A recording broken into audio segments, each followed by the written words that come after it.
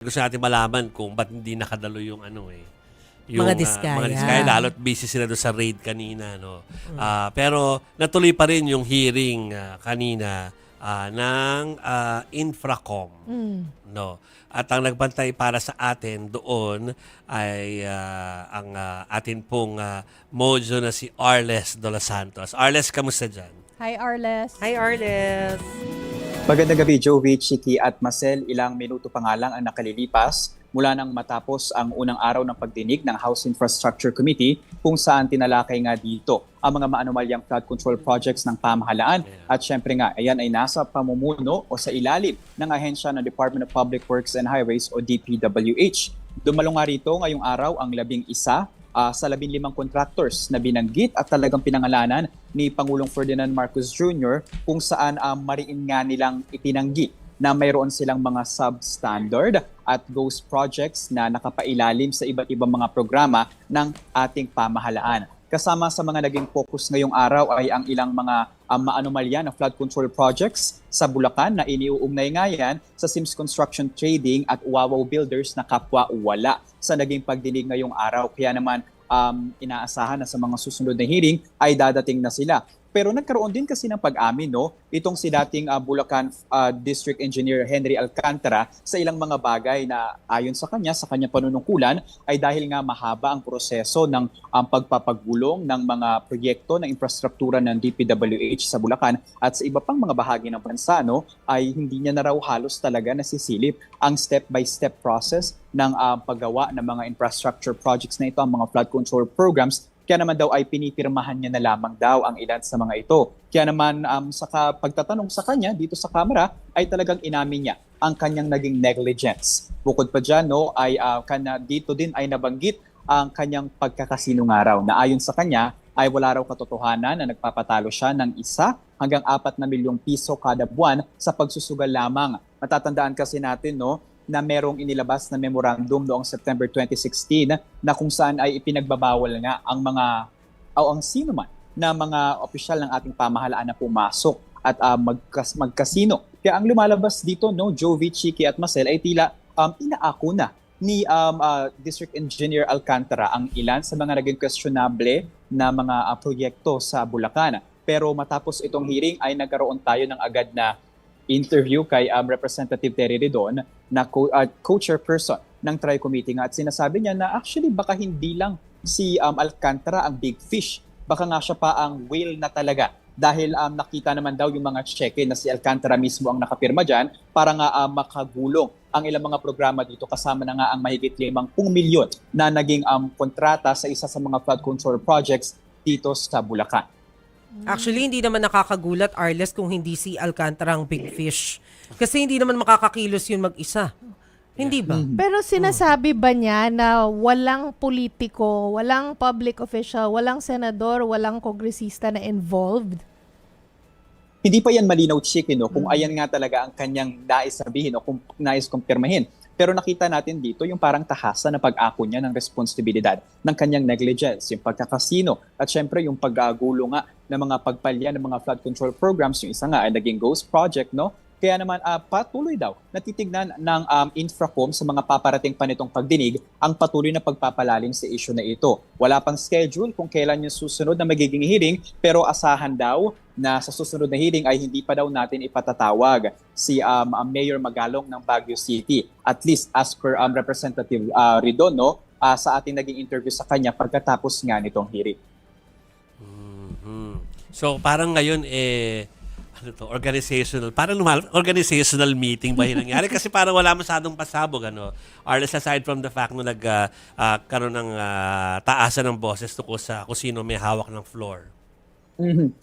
Actually, Jovi, magandang punto rin yun eh. Kasi pagkatapos nung palitan na salita na yon kay Garin at kay Representative Garin at Yanko, ay nagkaroon din ng pagtatanong si Representative Erice kay Department of Public Works and Highways Secretary na si Manuel Bono, kung saan kinumpirma niya nga na nagkaroon ng insertion, maaari natin itong tawagin sa kanilang interview kanina, sa kanilang palitan, na ang proposed daw kasi initial NEP noong 2025 ay nasa 900 billion pesos lamang ang halaga ng budget ng DPWH. Pero pagtapos daw o paglagpas nito sa bicameral meeting ay umabot na nga ito sa 1.088 trillion pesos. Kaya naman ang tinitignan ni Erice ay paglagpas ng Kamara at Senado, syempre doon na nagkaroon ng mga insertion at pagbabago ng mga proyekto. Pero ang nagpalala dito kasi, Jovi, ay hindi raw alam at hindi maipaliwanag ni Secretary Bonoan kung ano nga itong mga projects na ito na inilagay sa bicameral meeting na isinagawa para magbuo nga ang ating GAB na tinatawag. Kaya naman kanina ay mabilis din na umalis agad si Secretary Bonoan, pero inaasahan din natin na mabibigyan sagot ito sa mga paparating na araw. May mga narinig tayo dito na kung pwede daw ipatawag si dating Finance Committee Chair ng Senado na si Senador Grace Poe at si of course Appropriation Chairperson noong nakaraang Kongreso na si Representative Rizalde Co. Pero yan nga ay patuloy pa rin nating aabangan sa pagulong nitong investigasyon na ito. Ay, pagpapakita kaya si Senator Grace Poe doon. Pero sinabi ni Senator Poe, hindi naman na kasi sa elected official. Ano? Tapos na yung term niya. No? Pero kanina kasi talagang kinukulit ko sila Arles tungkol doon sa nagiging viral na wala na daw dito sa bansa yung ilan sa mga hinahanap ng kongresista. Hindi ko alam kung nagawa nila. Sa dami ng ginagawa nila, hindi ko alam kung na-follow up nila kung talagang may travel authority. Pero baka may update si Arles doon. Actually, tinanong din natin agad yan mismo kay Representative Ridon Jovi. At ayon sa kanya, kahit siya ay hindi niya alam kung nasaan rin si Representative Co. At yun nga, may mga bulong-bulungan na meron itong special mission kung saan pwede nga siyang lubiban sa Kamara at hindi umattend sa mga plenaryo. At kasama ang ating mga dito, kapatid sa media, talagang hinahanap din ito si Representative Co. Dahil nga siya ang makasasagot ng mga naging insertion sa mga naging budget noong 2025. Okay. Yan na muna. Thank you, Arles. Maraming Salamat, salamat, Arles. Arles de los Santos. Okay, so hindi malaman ko nasaan yung kongresistang gusto nilang boboin, ano? Isa pa yun sa mga gustong patawag ni Kong Toby Yes, Tiangco. gusto nila ipatawag kanina. Kasi siya daw yung may hawak ng mga sagot Grabe. dun sa insertions. Di ba Okay. kasama rin siya sa listahan ng PCIJ? Oo. Pero ano yun hindi naman sinasabi ng PCIJ na guilty, no. Parang lang, yung listahan ng mga personalities sa government na may connection sa contractor. Yes. Tama, yan. Okay, so pakinggan natin yung ilang parte ng mga interview o kaya ay sound bites kanina. Ngayon, ang tanong, engineer, kayo po ba ang nag-propose ng mga projects na ito na may isama sa NEP? Gaya po Pakisagot lang po. Kayo po ba ang nag-propose ng mga projects na ito para may sali doon sa NEP ng district office nyo? Yes, Your Honor. Yes. So, kayo ang nag-propose. Walang iba kundi kayo. Yes, Your Honor. And this was never changed by the Plans and Finance Office of the Department of Public Works and Highways. Yes, Your Honor. Okay. So, walang politiko na involved dito. Kayo po ang nag-propose na ito. Yes, Your Honor. Okay. That's very clear. Now, kayo po ang boss ng DEO, right? Pardon, Your Honor. Kayo po ang pinakamataas sa Yes, district Your office. Honor. Okay. Opo. And therefore, you're responsible sa lahat po na hindi mangyayari o mangyayari na masama. Kayo po, di ba? Kasi kayo ang boss eh. Yes, Your Honor. And therefore, kayo po ang may responsibilidad lahat ng katarantaduhan na nangyari doon. Yes, Your Honor. Okay. Thank you, Mr. Chair. Very clear. So parang sinabi nga niya na Sinabi walang niya. politiko na involved. Yung tinanong siya, so walang politiko na involved. Sabi niya, yes, Your Honor. Siya daw nag-approve lahat. Siya daw lahat. Pero baka it's still too early, 'di ba?